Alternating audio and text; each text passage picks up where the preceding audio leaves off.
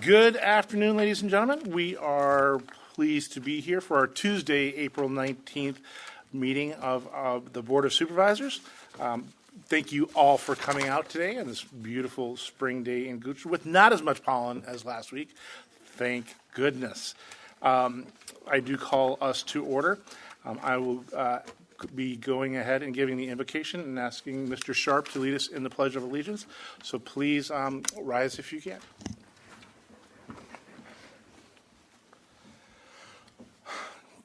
Dear Lord, we thank you for this beautiful day in Goochland County. We thank you for all of us being here, Lord, and those that support the goings-on of the county. And that, Lord, we know how important it is to invite you here today. We thank you for giving us example after example of how important money is. And, Lord, help us to be good, responsible agents of that for our citizens that entrust us with that, God.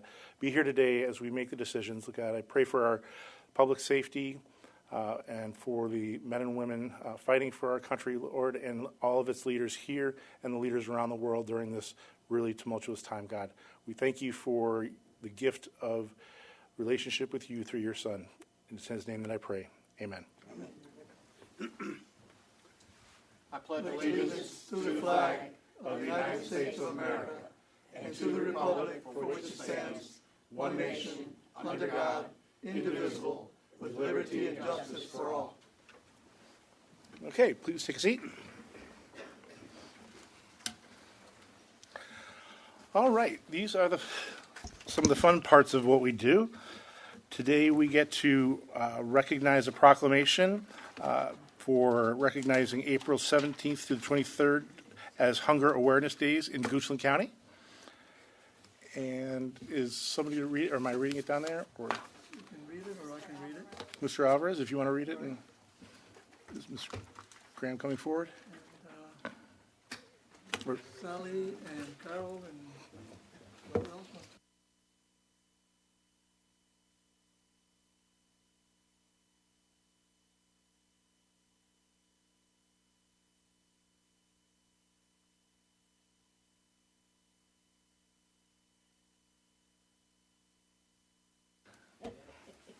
Okay, I'll read the proclamation. Whereas food is a basic human need, and in food-insecure households, the need for food competes with the need for other basic human necessities, such as medication, housing, utilities, and transportation, especially now in the current national COVID-19 crisis. And whereas the United States Department of Agriculture defines food insecurity as limited or uncertain availability of nutritionally adequate and safe foods, or limited or uncertain ability to acquire acceptable foods in socially acceptable ways. And whereas VERPLOEG et al. 2012 defines a food desert as an area where populations live more than 10 miles from a supermarket or large grocery store, if in a rural area, and whereas Western Goochland has been declared a food desert by the Virginia Food Desert Task Force, and whereas an estimated 2,000 of Goochland residents experienced food insecurity in 2021, and whereas economic instability is expected to fluctuate as the nation, state, and county continues to recover from the COVID-19 pandemic, and whereas Goochland's low-income citizens depend on public and private food resources to meet their nutritional needs, now therefore be it resolved in recognition and support of the important work being done by Goochland County food pantries, the Goochland County Board of Supervisors do hereby proclaim the week of April 17th through the 23rd as Hunger Awareness Days in Goochland, and urge all citizens to actively donate food or other resources to support the numerous open food pantries throughout Goochland and to work towards the vision of food security for all Goochland County residents. Thank you, Mr. Alvarez. Can I get a motion? Mr. Chairman, I move that we adopt the proclamation as presented. Second. Thank you. Motion second. Roll call vote. Ms. Lascolette? Yes. Mr. Peterson? Yes. Mr. Sharp? Yes. Mr. Lumpkins? Yes. Chairman Spoonhour? Yes.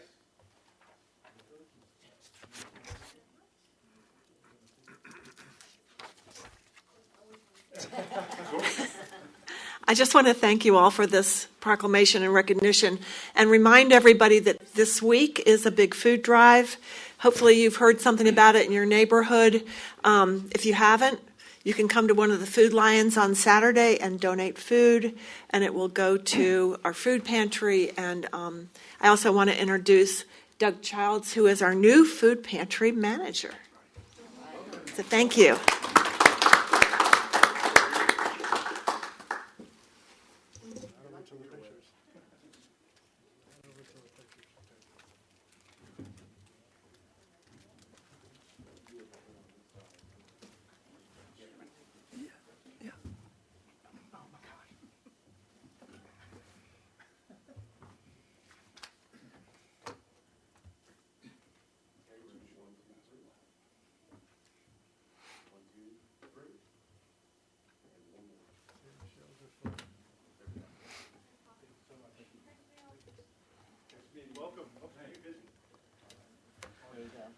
You want to stay down there? You want to... So the next item on the agenda is a proclamation recognizing National Crime Victims' Rights Week, which is April 24th through the 30th. I don't see Mike, but I see Ashley and Tara.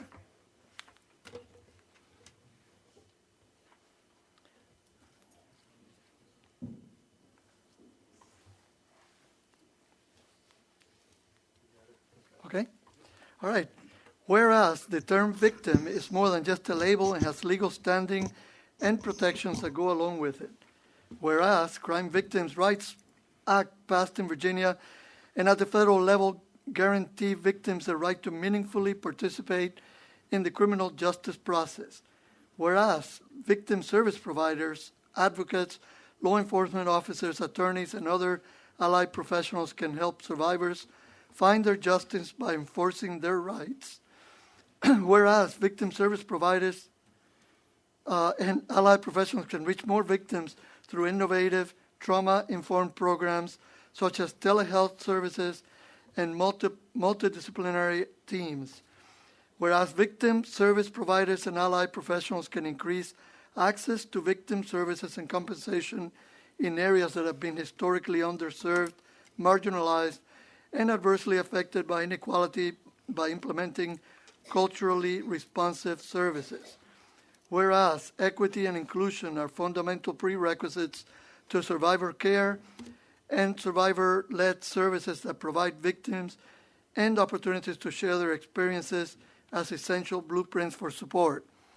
Whereas National Crime Victims' Rights Week provides an opportunity to recommit and ensuring that accessible, appropriate, and trauma-informed services are offered to all victims of crime.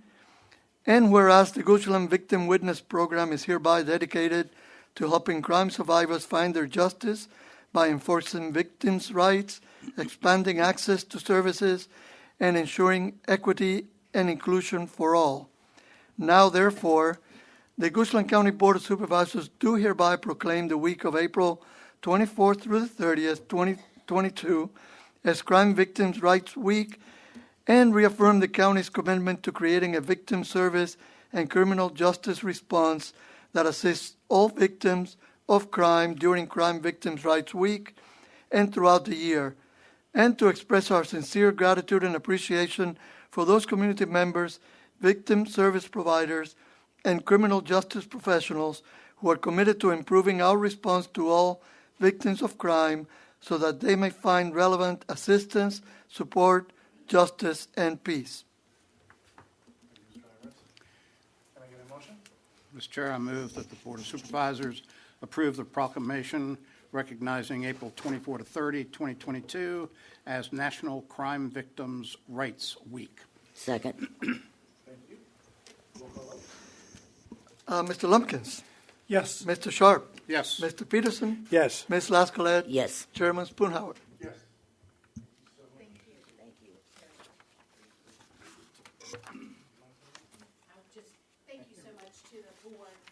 for this proclamation and recognizing the victims that we do help here in Goochland County. We like to thank you on behalf of the Office of the Commonwealth's Attorney and the Victim Witness Program here in Goochland.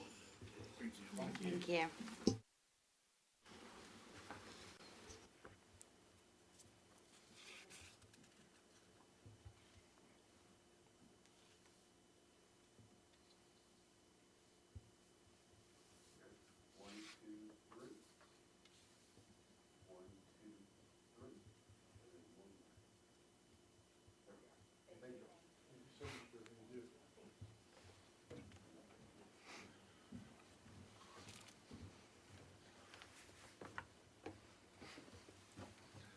Okay. Moving on to the chair's comments. Just want to thank everybody for all the work that's gone into this year's budget. It is a momentous undertaking, a lot of things that need to be balanced, pun intended. So thank you for all of that. That's all I have. Mr. Chairman, I don't have any comments, but I will repeat that. I mean, this is a long effort. I didn't think when I was appointed interim that I would be around for it, but here I am, and it's actually been fun working with our staff. They've done a great job, all employees, because everybody participates in this process from day one. The schools, it's been an amazing experience for me, so thank you all. And thank you for being around to do it. All right, board, do we have any requests to postpone agenda items, additions, deletions, or changes in the order of presentation? Okay, thank you. And no, I don't. All right, now we move into the citizen comment period. This is the time where we get to hear from the citizens about issues impacting Goochland County that are not on the agenda this evening. So if you could come forward, please press the button, turn on the little green light, and you have 3 minutes.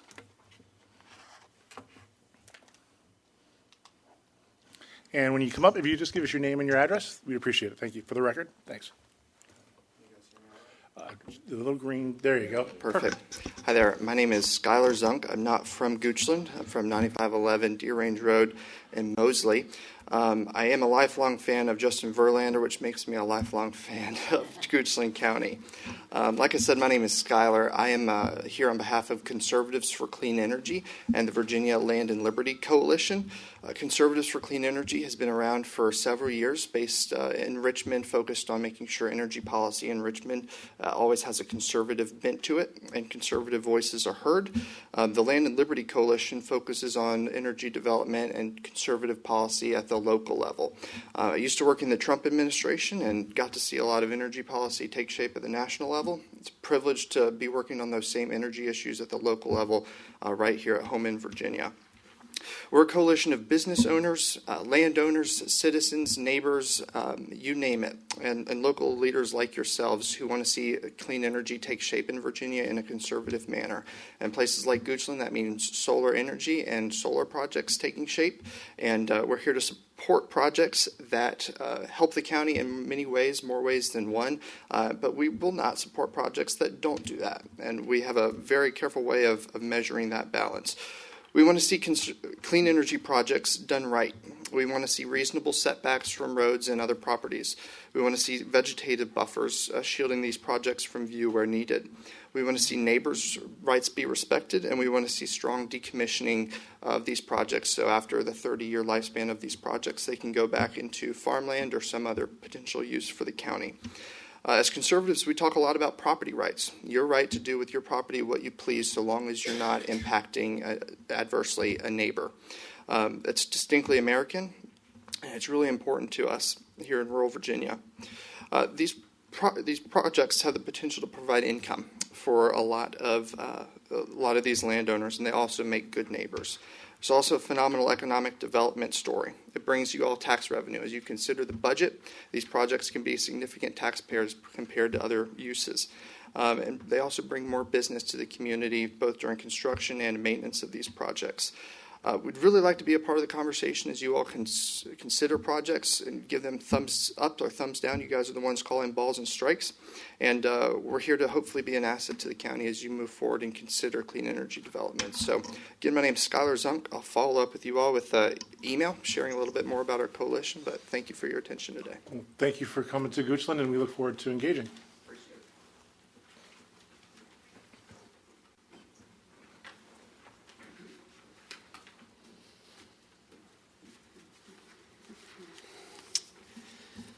Good afternoon, Board, Ms. Beskowitz, County Attorney McGee, Jonathan Lyle, 1521 Mannequin Road. I am a director for the Monacan Soil Water Conservation District, Goochland Farm Bureau Director, and a citizen. All three of us live at the same address. So I hope everybody had a happy Easter. If you were not successful or did not have as robust of an Easter egg hunt as you wanted, I did bring in some chocolate Easter eggs that are in a white basket. They're back at the back of the room, so they're hermetically sealed. They are labeled chocolate. There should be no misunderstanding as to what their content is. I do want to thank the board and Mr. Alvarez and the chairman for helping me, as chairman of the Monacan District, pursue a National Fish and Wildlife Foundation grant. You've been very supportive on a very short timetable. Government has often said they have 3 speeds: slow, stop, and reverse. This application has gone into the stop mode because of the short timetable, and so it's being reflected upon, but we do very much appreciate that you folks, and Mr. Buzzard, I might add also, was very, very helpful. With that, I want to also, as you are looking at the budget, express appreciation for the budgetary support that is in the potentially approved budget. We very much appreciate that. Our lease at the Cultural Center out on Dogtown Road is very much appreciated also.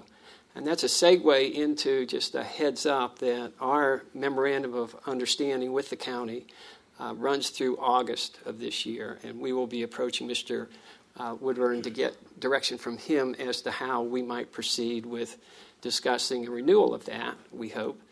But that is on the horizon, so whoops, I've got to hurry. That would be up and coming. I will mention just in passing, Thursday the 21st is Ag Day at Goochland Elementary School right across the parking lot. It got my attention because ice cream will be available, so you can count on me showing up. And then just in my final comments, I just want to personally say I appreciate the effort that you folks have put in. You've made recognition that this has been a challenging budget between the COVID, the schools, and the bond referendum, the reassessments that have taken place. I've watched some of the sausage being made, but I haven't seen all of it. But I do very much, as a citizen, appreciate that you folks have made an investment. I feel comfortable that the decisions that you contemplate and are making are indeed in the best interest of the county, so thank you for that. So, white basket, back of the room, chocolate, Easter eggs. Thank you, Mr. Lyle. Anyone else for citizen comment period? Okay, seeing no one, I will close the citizen comment period. All right, we are moving into our reports. Board, the accounts payable report was presented for your review, and at this time we will go and do our board reports. Ms. Lescott, anything on your end? Right now, the Richmond Regional Transportation Organization is relatively quiet, which is a little scary. We just approved a few projects that were on our agenda that are, we approved additional money for some of the projects that were already on our list, and some of that comes from, obviously, inflation. But there are a few others there we're trying to get to the bottom of, trying to figure out why they increased way beyond what we anticipate for inflation. So we're working on that. But other than that, that's all I have, Mr. Chairman. Thank you, Ms. Lescott. Mr. Peterson, anything? Yes, Mr. Chair, thank you. The Audit and Finance Committee will be meeting on May 3rd, and we've got a couple of issues to discuss. Not to be Monday morning quarterback, but we did issue about $50 million in early February. Interest rates since then have gone up about 1%. And 1% on $50 million is about $500,000 a year. Over a 20-year period, it's about $10 million. So we did a Monday morning quarterback. We did a good job by pulling that trigger before rates started to rise. There is an issue, though, if there's a non-arbitration or arbitrage provision in the code that says that we can't borrow at the tax-free rate and then invest at the taxable rate and harvest the difference. That's an arbitrage that we're not allowed to do. Now, we issued our bonds when rates were very low. Long-term rates were very low, and their long-term rates are seldom below the short-term rates, but we might see that phenomenon develop in the near term if the Federal Reserve follows through on what it's saying, which could raise short-term rates and our short-term investment in those funds at a higher interest rate than the long-term rate that we're paying on those funds, which would create an arbitrage. If that happens, we just need to give the excess back. Ideally, short rates go up to equal it, so there is no carry cost to that $50 million, but that's a dream kind of situation. We're also going to discuss a little bit about our reserves, which heretofore have been a kind of a cost to carry because it wasn't earning any interest, but our reserves may at some point start to earn interest, which would generate potentially additional funds available for the budget in the coming years. So we'll keep an eye on that as well. Last thing to mention is I guess tomorrow maybe we'll start the budget process for next year. And since real estate, the next day. But since residential is a big piece of it, we're watching the 30-year mortgage rate go from 2.5 to over 5 now, and so that may have some implications about the real estate market going forward. So we'll have to take that into consideration if and when we begin the process for next year's budget. So, Mr. Chair, that's all I have. I'll yield back the rest of my time. Thank you. I'm sure we will get into the budget at some point, maybe just not tomorrow. How about on this side? Sharp, Mr. Thank you. I don't carry the great news that Mr. Peterson carries around with him, but Plan RVA, just a very interesting presentation the other day on a program from another city where they have generated funds that they are loaning out at low interest rates to people to fix up their houses so they can stay in their houses longer. It's an interesting project. Don't know where it might go in this area, but it was very enlightening. And the Clio, I did not make that meeting, and my alternate could not make it either. And so I don't have the minutes yet to know what happened there, but I doubt it was anything earth-shaking. So. All right. Thank you, Mr. Sharp. Mr. Lumpkins. Just on the Transportation Planning Organization, Ms. Lasclett covered that. And one of those projects that did get moved forward in that group was the Hockett Road bypass. One of these projects was in Goochland. So that's a good news, I think, for the county. One of the ones that I think we're hoping to discern a little bit about how the cost went from where it started to where it ended up. But we'll dig into that as we go forward. But you covered the TPO it is I think going to quiet down a little bit, but it'll pick back up. Thank you, Mr. Lumpkins. From my perspective, the Central Virginia Transportation Authority, myself and Ms. Patricia Page from New Kent County are co-chairing a committee to hire the executive director for the CVTA. So doing a lot of hiring these days in my non-job job. But it's going very well. We've got a lot of applicants, and we'll begin moving on to interviews very shortly. So it's been interesting to see how that organization is starting from the ground up, and it's been fun to be part of it. So, and it's we're seeing some benefit in Goochland County, so that's some great stuff. All right, and with that, I will move us into the consent agenda item. We have 2 items on our consent agenda today, and I will ask Mr. Alvarez to review them for us. Okay, Mr. Chairman, the first item on the consent agenda, it's a resolution amending the fiscal year 2022 budget by budgeting and appropriating $648,297 in the Capital Improvement Fund for the fairground roundabout. This was to cover the increases in the project, and we discussed that in 2x2s. The next item on the agenda is a resolution supporting the submission of a 2022 infrastructure community project funding application to the House Appropriations Committee for the Virginia Department of Transportation to provide funding to improve the Oilville Road I-64 interchange. If you recall, that project was on the infrastructure bill, and it got removed from that bill at the last minute, right before it was signed by the president. And there, we had an opportunity we were notified about 2 weeks ago, and it had to be in by the 15th. So we resubmitted the application, and this resolution supports it. I've already submitted, Mr. Spoonhauer and I have submitted letters in support of that application already. That's all on the consent agenda. Okay. Any discussion or motion to take them as a body? I think we passed that point. We'll just, I move that we approve the consent items as presented, but I do have a question on the first one. Okay. But Second. Okay, we have a motion and a second. Discussion? And on the first one, a couple of questions, just for my education and maybe just so folks can see a little bit more insight into this.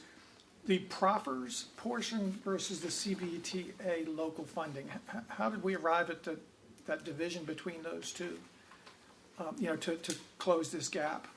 Just in general, I'm wondering, We just always use. Sorry. Sorry about that. We always just use proffers to the max that we've collected because those have the time limit on it, and then the remainder, so that we used all the proffers that were available at this time. That was kind of back. Now you might want to stay up. Okay. But yeah, so that's great. So all the proffers that could be used on this project have been applied. Correct. Okay, good. Thank you. So the Exhibit A, and this number came up because the project was put out for bid, and the bids came back, and the winning bid created a shortfall. Is that right? Yes, and I think now you probably want Joanne to come up.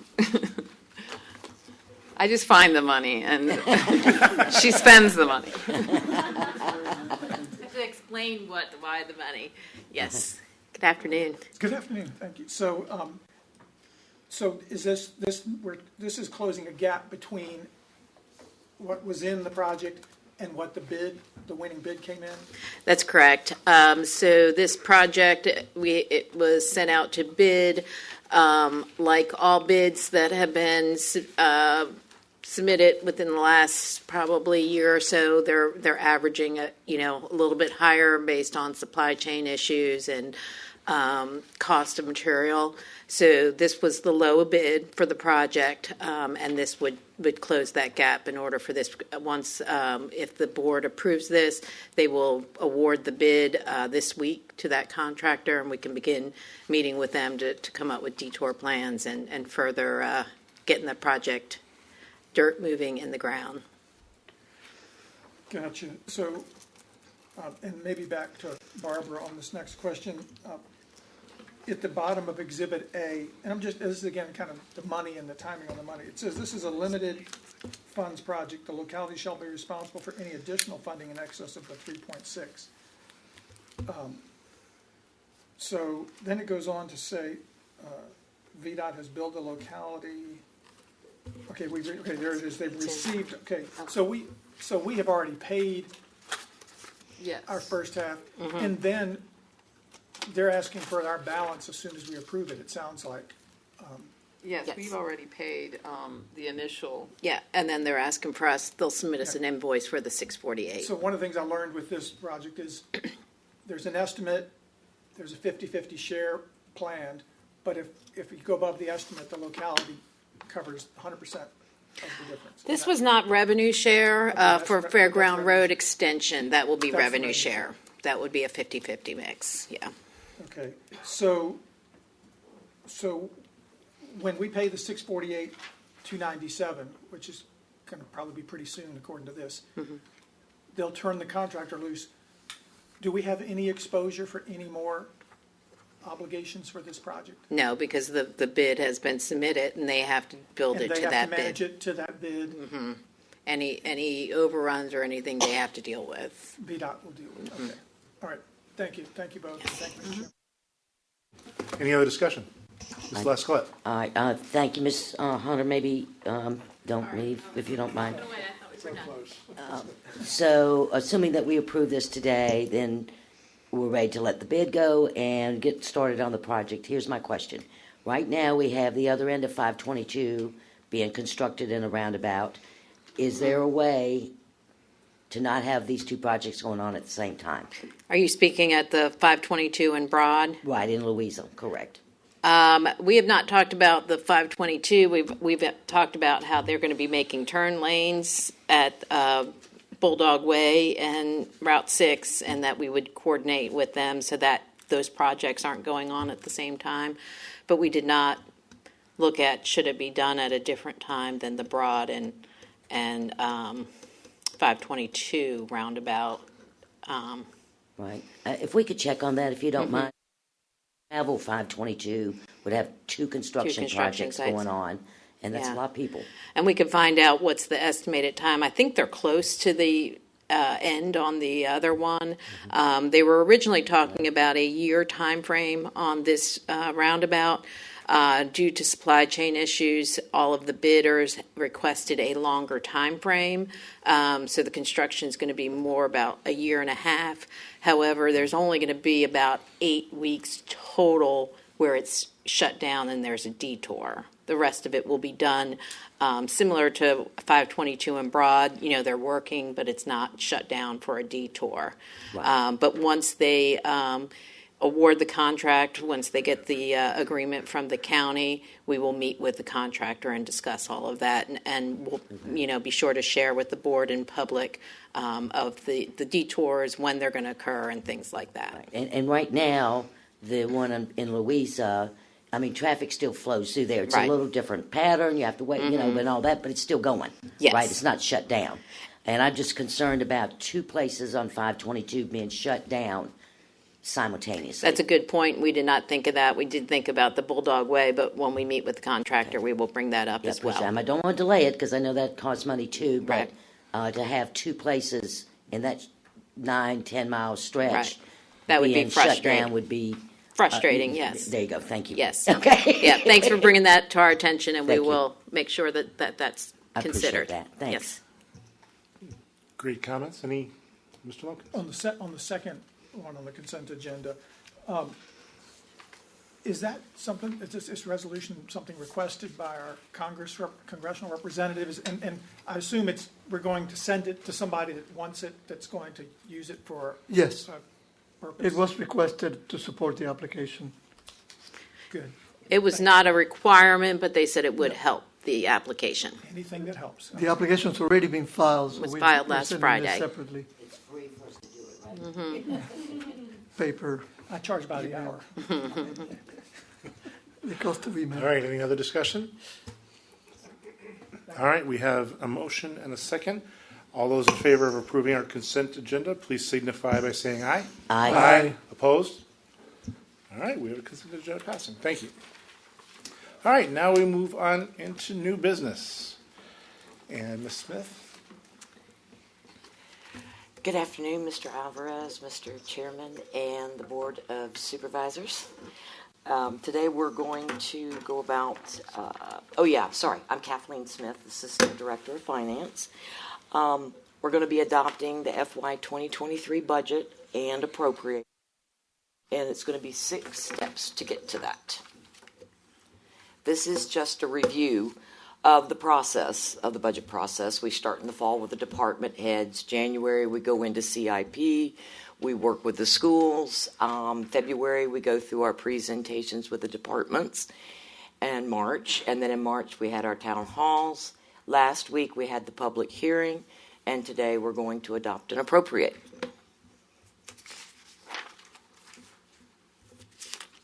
All righty. The first step is to adopt the tax rates. We had a decrease in the personal property tax rate from 395 to 375. The real estate tax rate stayed the same. We have the volunteer fire rescue. They're getting their first automobile free. Aircraft and boats decreased as well because they're considered personal property. Do we have any questions? Okay, board. There's no questions. I would.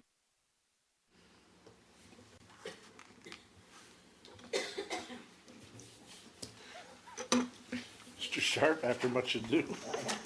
Mr. Chair, green button didn't want to work. Yeah. I move that the Goochland County Board of Supervisors adopt by resolution the tax rates for the calendar year 2022. Second. Thank you, Mr. Sharp. Mr. Peterson, any further discussion? Roll call vote. Ms. Lascolette. Yes. Thank you. Ms. Lascolette, sorry, I had to turn off my button. Yes. There we go. Now it's official. She's trying to vote twice. Mr. Lumpkins, Yes. Mr. Sharp, Yes. Mr. Peterson, Yes. Chairman Spoonhour. Yes. Okay. Alrighty. Next step is to adopt the 2022 property tax relief rate. The state capped this amount some years ago, and every year we go through an estimate to see how much relief we'll be able to give. This is the fourth year in a row now that we're able to do 30%. So it remains at 30%. Thank you, Ms. Smith. Any questions?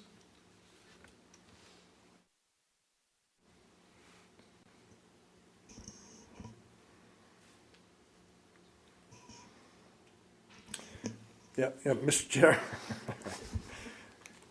I move the Goodson County Board of Supervisors adopt by resolution the percentage of personal property tax relief for qualifying vehicles obtaining situs within the county during tax year 2022.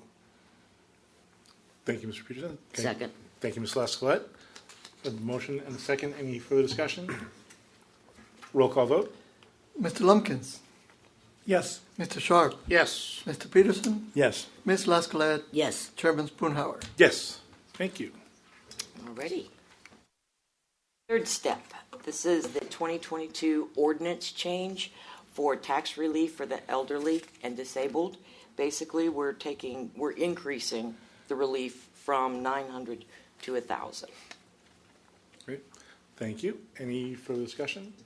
So that is the, I'm sorry. Please go. That is the amount that the taxpayer is liable for, right? So we're That's giving the them relief more relief. Right, more relief. That's right. Thank you. Just make sure it's clear. Okay. Any, Mr. Lumpkins? No question. Okay. I was going to make a motion, but I thought Go ahead.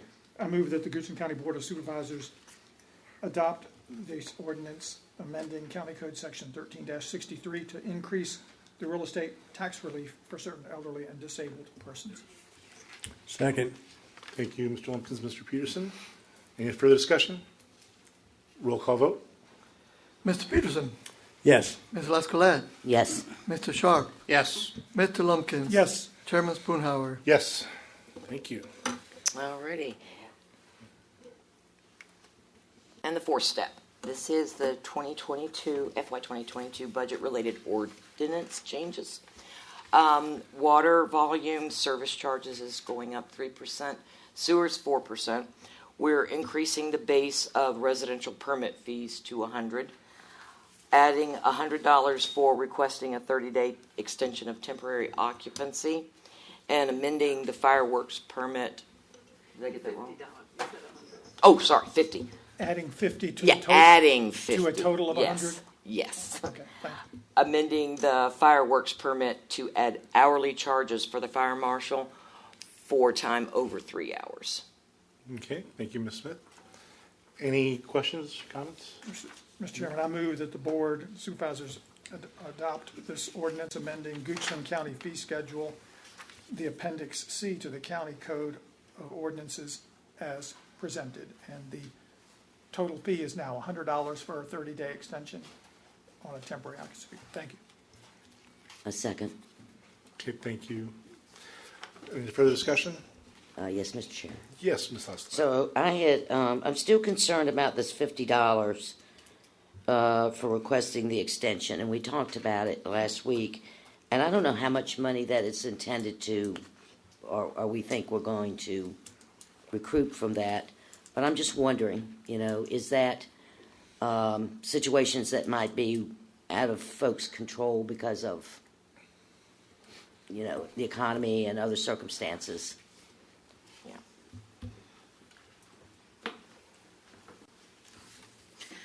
So a temporary CO is definitely unusual. The reason why this, was brought up is once we give a temporary, somebody has already occupied the building without meeting some sort of requirement. Okay.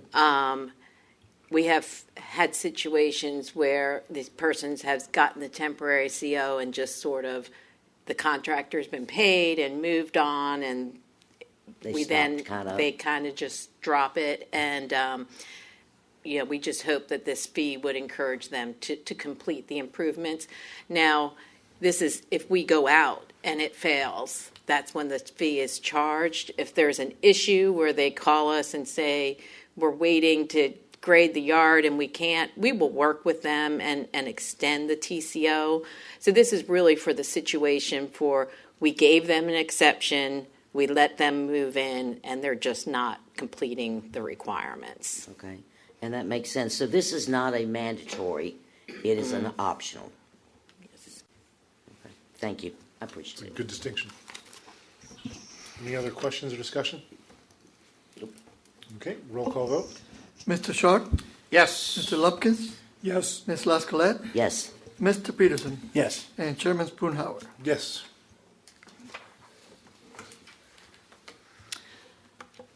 Okay, now we're going to the amendment and adoption. Amendments to the FY23 proposed budget. Sorry.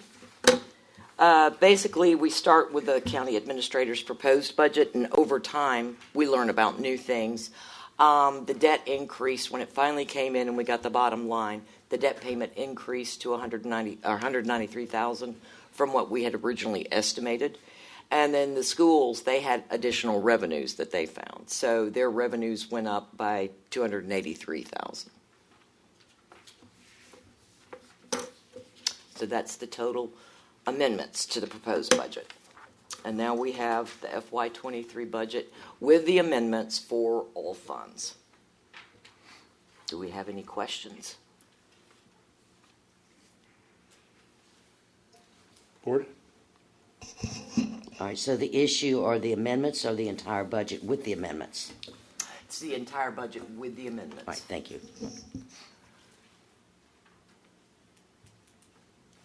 What does the last column represent? A comparison to what? It's your FY23 original budget to the FY22. Adopted budget? Adopted. It says proposed on that, but it should be adopted. The reduction, Mr. Lumpkins, is the fact that last year the budget included the funding for the school. So that's why it's smaller this year. Oh, he's talking about the bottom line. Yeah, he's talking about the bottom line. No, I was just the last column, not the last row, but I was looking at that too, so. So it's the 23 increase or decrease to FY20. It's the 23 increase or Change. decrease to 22. Yes, sir. 20, but the thing to 22, what? 22's adopted budget? Adopted. Okay. I think we're looking at the same column. The negative 12%? Correct, Yeah. correct. Right. Yep, same column. The last one on the right. Right. Ms. Lascolette? Okay, so thank you for helping us understand some of the distinction. The slide that you're showing does not match what's in our board packet. And where it's not matching, the numbers seem to be the same. It's just that the column that adds up to 124 million is shown in our board packet as the 23 adopted budget. And you're showing it as the updated proposed budget. Yeah, the package is assuming that you're going to vote for it now. Okay, but is this? It's the slide. This was is just, up. Okay, just want to be sure I understand what we're doing here. That's yeah. all. That 124 million is the proposed budget. If you adopt it today, it'll be the adopted budget. With the amendments. So it's just With the amendments. With the amendments. With the amendments, yes. All right, thank you. So I just want to be clear. Any other questions? Okay, so we're looking for a motion to adopt the budget. Just a little one.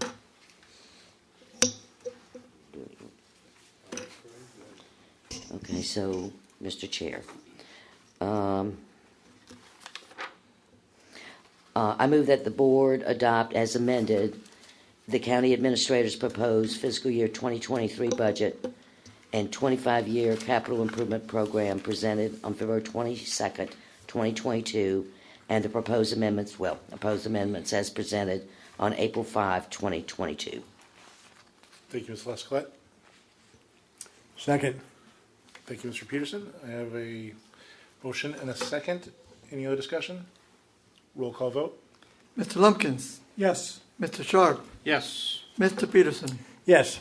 Ms. Lascolette, Yes. and Chairman Spoonhauer. Yes.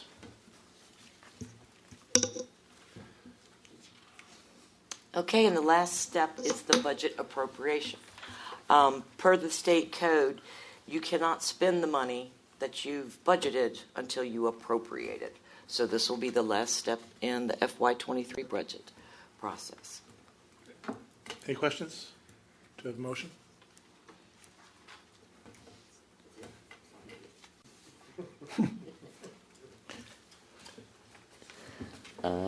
So, Mr. Chairman, I move that we approve the resolution. The Board of Supervisors approves the resolution. This doesn't make any sense. All right, the funds included in the fiscal year 2023 budget as reflected in the budget appropriation resolution. Second. Thank you, Ms. Lasclette. Mr. Sharp, any comments? Roll call vote. Ms. Lascolette, Yes. Mr. Sharp, Yes. Mr. Peterson, Yes. Mr. Lumpkins, Yes. Chairman Spoonhauer. Yes. Congratulations. Thank you. You know, I like metaphors, and a lot of times it's going to be like Thanksgiving dinner where you work all day, and then 45 minutes you're done. But the nice thing is we'll be nibbling on this budget all year long. So. Come on. Oh. All right. With that being said, I guess I'll be moving on. I will call to adjourn the Board of Supervisors meeting till Tuesday, May 3rd, 12:30 p.m. Board of Supervisors Audit and Finance Committee meeting in the Administration Building, Conference Room 270, and the Tuesday 3rd, 2 p.m. regular business meeting at 6 p.m. with the presentation of the Wall of Fame resolution. There is no 6 p.m. public hearings. Meetings are open to the public, and this will be in the County Administration Building boardroom as well. Thank you all. We are adjourned. Great work, everybody.